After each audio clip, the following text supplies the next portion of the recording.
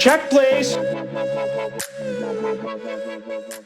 Paul, I want to get back into Facebook and Meta because I, as a normal person, am quite confused. Just recently, a couple months ago, everyone was in love with this stock. Our valuation showed we were potentially thinking about buying this thing in this overpriced market. It got into our wheelhouse. Then all of a sudden it falls, Paul. And now people think we're the dummies that told people to buy Facebook. And I'm like, what's going on? Everyone loved this. Everyone loved this company just a couple weeks ago. Well, a couple months ago, the stock hit 384 a share, and it was, this is awesome, this is great, there's nothing wrong. I mean, look at the chart. Let's go to our software here. Yeah, you talked about selling puts at 250, which meant you wanted to buy this company at 250. And sure enough, when it got there. So right here, look at this chart. Look at this 5-year chart. Are you telling me that there was negative news on Facebook apart from the COVID crash right here? I mean, yeah, it fell. And by the way, it's done that before and goes up. And could this be another one? Sure. Guys, what happened here was they beat earnings and revenue, but their guidance was terrible. So people are saying, Paul, they're only going to grow 3 to 11%. That's the projected for next quarter compared to last year's same quarter. By the way, if you look at my past videos, I believe my low end was 10% revenue growth on Meta for the future for the next 10 years. Okay? That's why you need to be conservative in your assessments about the future. Because, I see. You've been saying this over and over. Yeah, look at Facebook's revenue growth over the last 10 years, 41.7%. I was like, it ain't going to do that again. Mm-hmm. It ain't going to grow 41.7% a year for the next 10 years. So when I sold puts, which means I sold somebody the right to force me to buy the company at a certain price. Mine was 250 and 275. Okay, it's down to 225 now. I'm fine, 220, I'm fine. I'll own it, and as long as my assumptions still are okay and everything is fine, from my analysis, I'm still a buyer. Remember, when it was 384, I thought this was irrational. If it's possible to be irrational on the high side, isn't it possible to be irrational on the low side? That will happen. We just did a video on Microsoft. Microsoft was selling for 9 times earnings back in 2011 and 12. Everybody thought I was stupid for buying it. Okay. Now it was selling for like literally $12, $13, $14. Now it's $300. And I think now it's irrationally high. That's what happens. The pendulum swings, guys. Yeah. If you can be irrational on the high side, can you not be irrational on the low side? Of course you can. And that's what happens in investing. With Facebook, I'm here to make conservative estimations and determine if I'm still likely to buyer of the company. Now, their daily average users decreased. Okay? They had 2 billion people. They literally almost had half or 3 billion. No, they had 2 billion active users. 2.9 users, though, in total. 3 billion users total between WhatsApp, Instagram, Facebook, and all other things. But daily active users was 1.95 billion. Okay? How do you grow from that when what percentage of the world doesn't even have internet? Right. I still believe that Facebook will be the leading social media company and will diversify their holdings over the next 10 years. And as the world becomes more and more technologically advanced, more people will be added to it. That is my thesis. Could it be wrong? Absolutely. Yeah, you're absolutely right. I'm looking at one of our videos from 4 or 5 months ago, and you did put on the low end 10% growth for Facebook with a buy price of between 180 and 320. And people will say that's too big of a range. Well, that's what the point is. The longer and longer out you go, the bigger the range you're going to have. So let's go to the 8 pillars. What do we have here? 8 pillars, guys. Instead of doing the 20, this is the 2 areas are valuation driven. Now remember, guys, if we thought Facebook was going to grow 100% per year, these would be no-brainers. I'd be buying this company all day. But it's not going to, in all likelihood. So I sit there and say, okay, here's a company with very little debt. In fact, they have more cash on hand than total liabilities. They ain't going under. That's the point. They're buying back shares. They have increased free cash flow. They have increased revenue, increased profit, and a high return on invested capital. Okay. I mean, I know what to tell you. If you're affected by this, I get it. I am too to a certain level. I'm down 20%. If of all my puts get exercised, I'll be down 20% in the stock. Okay. Not 20%, but pretty close to it. Okay. Just like Alibaba. I'm fine with that. Because short-term things happen that make you go, ugh. I still reevaluate Facebook saying, okay, what if I'm wrong here? Okay, maybe I am wrong. And I use a stock analyzer tool, which we created, to help me go, let me put my assumptions in and see where I'm right or wrong. Now, I'm going to change my revenue assumptions now, maybe a little bit lower. Maybe I'll do, instead of 10% my low, I'll do 7, 10, 13% for revenue growth. That's fine. I'll do that. And we'll see where we stand. It's probably lower than this price right here. But I look at it going, man, it's not 384. When I was being told how crazy I was for saying that Facebook, gee, go look at our Facebook videos. I'm sure people were like, oh, big surprise. He thinks it's overpriced. Okay. I don't think it's overpriced now. And it'll never go to this price that it's sitting at today. Do you see what's going on here, guys? When I say it's overpriced, it's because it's hyped up. Paul, you're wrong. When I say it's undervalued because the recent news is bad, Paul, you're wrong. That's the point. I have to be wrong to the public at all times in order to do well in investing. Because when it's doing very, very well, people are going to say I'm wrong because I don't want to pay it. When it's doing poorly, people will say you're missing the news. Okay, that's the goal. I shouldn't have you guys saying, Paul, you're right, ever.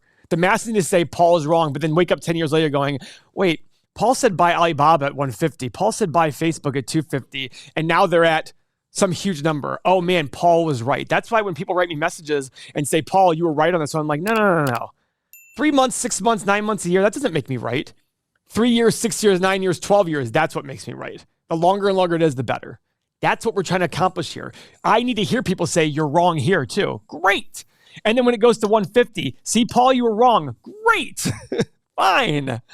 I'll be fine with that. So, boy, I'm not as strong as you, Paul. I mean, I think for our viewers out there, that's why our viewers should be doing 90% ETFs. The feeling of being wrong. Actually, I guess now that I realize it, having stocks go down at all is just a terrible feeling. I mean, it's just bad. But I'm trying to get more like you. You know, you obviously confidently say you love looking wrong to the public. Absolutely. I'm still on the public side. I feel really bad, Mo, when these stocks go down. Yeah. Why do you feel bad? My family calls me. They don't get it. You know, your family shouldn't be investing there. I know, but they do it anyway, Paul. That's the key. Stop talking about investing. Stop talking about it. I know, and it's so much fun. Why even do it? I know, you're right. Because let's talk about general ideas of investing. I know, we're not you. We're not so perfect and handsome. I'm not perfect. I suck at a lot of things. I'm just sitting there saying, like, I'm perfect. Why even have these conversations with people? Great, then do it your way. Hey, go ahead. The thing that I think people are, you know what's funny is in October, Metaverse and Facebook was the best thing of all time. So exciting. And then earnings came out and there was nothing out there about the Metaverse. Everybody's discounting it. Guys, even if the Metaverse doesn't take off the way that you're looking at it, let's not forget, Oculus is awesome. Yes. Oculus was the #1 downloaded app on the App Store for Christmas on Christmas Day. So even if it doesn't take off in the way that it's going, they are still the leaders in this VR, whatever it is. That big clunky thing, that's only Gen 1. Wait till they develop some glasses or something, or a thimble on your finger, or whatever it's going to be, where you're not holding around these two wands. They have a lot. There's other things that they can do that they are going to be doing, and they're in a great financial situation too. Absolutely. It's just the stock price doesn't look that way right now. And that's what we need. We need disconnect between company and stock price. Has to happen. The biggest one-day drop in stock market value history was Facebook. Yep. Okay. And I remember. Guess how I slept at night? I was going to say, I share this at our group text between all of us is there's just fire emojis and fireworks going off because we love when this stuff drops. The funny thing is, in our chat, which you get with our software, which more on that later, everybody's excited about this. And guess what? It'll probably go down further. And some people are like, well, wait a second, maybe we're wrong. And maybe we are wrong. Every time it goes down, you should reevaluate. Did I miss something? Ask other people who are smart investors, not just Billy Boy next door who's a caddy at a country club. Ask smart investors who you agree with and who agree with you, what am I missing on Facebook? Well, what you're missing is this. Okay, and you might be right. You might look at them and go, no, that's not correct. Or you might sit there and go, damn, I didn't think about that. We met with Monish Pabrai, and he gave me a spiel about Tesla, about how he thought Tesla wasn't that overpriced. He said all this, and he's a brilliant man, and called me stubborn. I was like, I'm sorry, you're wrong. Thought to myself, I'm sorry, you're wrong. At the end of the day, it's a car company. To me. And I look at going, what justifies $1 trillion value for a car company? $2 trillion in revenue. Okay, the biggest car company does $500 billion. Is it possible they become the biggest car company in the world? Sure. But even if they do, the average car price has got to quadruple. And I just look at going, these things are not likely to happen. I'm sorry, it's very overpriced. You're saying for a $1 trillion market cap, you want $2 trillion in revenue? The car companies are selling for between 0.3 and 0.5 of sales. I see. Now, let's say it's one-time sales. It's still $1 trillion. The funny part is Monish Pabrai is a great investor. The guy I think is the best investor I know is Gary. Gary thinks there's no difference between Tesla at 900 and Tesla at 100. He's like, they're both stupidly priced. So I don't care what the number is the same to me. So here are two guys that I think are very smart, and both of them have very different views about Tesla. And there's me in the middle who's a smart guy about investing, I wouldn't sit there and say, I'm definitely not on Gary's level. I look at it going, yeah, I don't see it. I'm sorry. I just don't see it. And speaking of unlikely to happen, we should probably bring up the EU thing that's happening with Instagram, Facebook. Go for it. So, guys, I looked at that and I was like, okay, what's going on here? Then I started to take a look. That was just pulled out of the risk factor section of the 10K. If you have ever read it, if you've never read a 10K, you go through, they just list every single risk factor for everything money. If we lose all of our users next year, we're screwed. That's a risk factor. If YouTube gets shut down, we're screwed. We're screwed. That is what you see in risk factors in 10Ks, and that was and that got extrapolated into the media, and everyone went crazy about it. Why is that, Mo? Explain why that is. Or I can explain it. Go ahead. Whenever something happens, we look for the information that can justify it. Yep. So we're looking at this going, when it was like this, we look for the news that justifies it. When it plummets, we look for the news that justifies it, and we accentuate that. And that's all when you get divorced, you don't think about the good things about your spouse. You think about, look at all the nasty things they were. No different. Correct. But when you're getting married, you don't think about the bad things. You think about all the great things of your spouse. That's it. Yeah. We always accentuate the news to justify the event that occurred, especially in investing. And this is the event that occurred. Oh my God, look at all the things. Where was that information at 385? Exactly. You know, Paul, this is really astonishing because you're right. When we did the videos at 385, we were spreading FUD that this rocket ship couldn't come down. We were accused of that, yes. Then we're using the same numbers when it's low, and we're also wrong again. And we're all wrong again. Like, oh, you guys are wrong. It's like, oh, so 3 to 11% doesn't fall in my range, and that's for 1 year, year over year. And guess what? It'll probably go worse. But guess what? They also lost $10 billion last year working on their meta, and it still made a ton of money. And they lost $10 billion, and it's likely to increase, but they're investing in the future, and it might take 5, 10, 15 years for that to play out. My point is, I'm hopefully going to be buying all the way down. If this goes to 100, okay, let's see. As long as my assumptions stay the same, and I have no reason to change it, I'm going to do this. Now, let's go look at our assumptions. So that's why we created Stock Analyzer tool. Every investment's the present value of all future cash flow. And wait till the end of the video, you'll find out how you can get all this software, including Stock Analyzer tool, for less than a cup of coffee per day. So we created this, and it allows you to make the assumptions on the future because we don't know the future at all. We have no idea what's going to happen in the future. We can just make assumptions. And my thesis is you make conservative assumptions, and you see how it plays out, and you hopefully will be able to buy for lower than the conservative assumptions. So the last 10 years, I've done 41.7% a year in revenue growth. I put in 10. Let's be even more conservative. Let's call it 5, 8, and 11% revenue growth. So I'll even go lower. I'll make that 3 to 11%, extrapolate out for the next 10 years. The high side's 11. Profit margin. I'm going to go 30. No, I'm going to go 28, 30, and 32. Free cash flow, same thing. Guys, I'm really beating this thing up. PE, 13, 15, and 17. And then return, guys, 12.5%. Now remember, guys, I'm putting margin of safety in here. So whatever number pops up here, that assumes a margin of safety. It's not what I'm saying that the company's actually worth. It's what I'm willing to pay for it. Because I want margin of safety. Because I can get an ETF that makes me 9 or 10%. Analyze. Please complete. Oh yeah, I forgot to do 10 years of analysis. Analyze. Show it to me.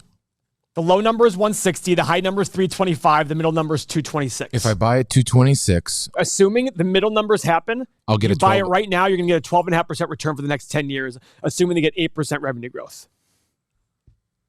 8%? Yeah.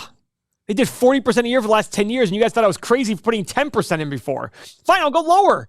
It's funny. You guys told me I was crazy 4 or 5 months ago for putting 10%. Oh my God, Paul, it's so conservative. Great. I just went to 8 and it still justifies this price. And you see why at 385 I wasn't a buyer of the company? Do you see why I wasn't a buyer of the company at 385? I do now. Okay, that's it. So I'm here just to look at the news and say, did the news really justify the outcome? This morning, yes, the NASDAQ started down 2%. It is now basically even in a matter of 1 hour and 6 minutes. You're telling me in the last 1 hour and 6 minutes, if you believe in efficient market theory, that the world's stock market and NASDAQ stock exchange is worth 2% more in the last hour and 6 minutes. If you believe that, you are dumber than Meet Kevin. Uninformed. You are dumber than Tom Nash. Uninformed. You are dumber than Stock Mo. You are dumber than Seth's dog Lenny, who is effing adorable, by the way. Thank you for that, yeah. Can I make a comment real quick? Go ahead, Mo. So I've pulled up here the 2020, 2021, and 2022 10K. Every single 10K talks about that European issue. So now, why is it a risk factor now when it's been a risk factor for the past 3 years? You sneaky devil over there.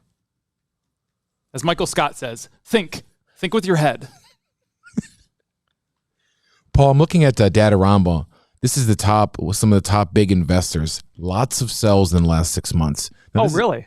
Yeah, so this is not, you can see on the computer over there? No, but lots of sells at 385? Yeah, last quarter. So yeah, lots of sells in that range. Okay. No I saw buys. an article where it said on Market Watch, it said, this hedge fund manager who sold Facebook and Peloton, go look at what they bought now. Like this person's all of a sudden a genius. Maybe. But I want to see the process. What makes the process go, hey, you know what? I didn't like this. Like, guys, okay. I don't know what to tell you besides this makes perfect sense to me, and I'm okay with that. If you want to connect with us on Instagram, you can do that. So follow Paul, myself, Mo, and the Everything Money's page, Everything Money Investing. Mo, people are trading this, obviously. Show us what's going on with the trading charts so on I'm going to Facebook. I'm going to go long term on this first. And what I really like about this is, well, it is a dog stock now, but this gap that has to fill, guys, I'm telling you right now, all the moving averages are up here. So you don't even have to worry about them. So this gap that needs to fill. What's that mean again, the moving averages? The moving averages, these are resistance points. Let me pull up the other chart just to show you so we can get a little bit more detail. Look at these moving averages. So this is your 25, 50, 100, and 200-day moving average. That's a stock price movement over the past 100, 200 trading days, et cetera. And this gap that we need to fill up to right there is below all 4 major moving averages. That means that these play a role of resistance, and they are out of your way completely. So we have a great run that can go to the top here. I would just wait till this thing starts moving into the sweet spot, build up some volume, and this is going to make a great run to about $296 at some point. I don't know if it's going to happen today. You'll notify me in the bid and ask when I need this is going to be one this is on a very tight watch list for me. I haven't publicized it to the bid and ask because it's going to sit there for a while. But when it comes into that range, I will notify people that I'm going to do something with it. If you want to learn more about this 8-pillar process, you can click the video in the top right corner. The card will pop up, and you can see our in-depth analysis of how we use our 8 metrics to screen a stock. And obviously, Paul, we've loved it with Facebook. Hey, guys, Seth here jumping in real quick. We'll get right back to the video, but I want to let you know you can join our software. You can get access to this financial data and the new Everything Money chat right in your phone. Paul will tell you how to get it right now. So guys, we created the software because our users wanted to be able to analyze their own stocks without having to wait for us. So we put hundreds of thousands of dollars, made the software. You get 30 years of financial data. You get access to Seth, Mo, and I, 8-pillar analysis, the stock analyzer tool, the retirement calculator, and you get everything on this main page that is coming soon. This is all included. And if you look right here, these are all the things you get. You get everything on a mobile phone. Everything we're talking about here is ready, available on your mobile app. One app for everything. But most importantly, guys, you get our Discord, our community of, now it's off of Discord. It's right in our app. You get a community of over 6,000 people you can talk to every single day about your investment ideas. If you're like them, you felt alone having these ideas about investing that weren't reciprocated by others, but now you found the community here. And this is all available for only $1 per day. Less than a cup of coffee. If this can make you 1 or 2% or save you 1 or 2% of losses every year, it will lead to hundreds of thousands, if not millions. $1 per day, 2 ways to sign up. Everythingmoney.com or Patreon. The benefit of everythingmoney.com is we're not large enough yet to charge sales tax, so you won't be charged sales tax quite yet. And look at this, guys. You get all of this. Our competitors are a lot more money and don't provide as much. $1 per day. Go sign up now. Your final take on this moving forward. Guys, every investment is a present value of all future cash flow. Don't let a market reaction, Mr. Market, tell you you're right or wrong. Do your own independent analysis. And as long as your analysis is consistent and conservative and based on realistic expectations, then you should be fine. You have to be able to be patient and wait for a long time for your thesis to come through. Unfortunately, but that's the way it works. Found Paul's thumbs up on the way out, and we'll see you next video.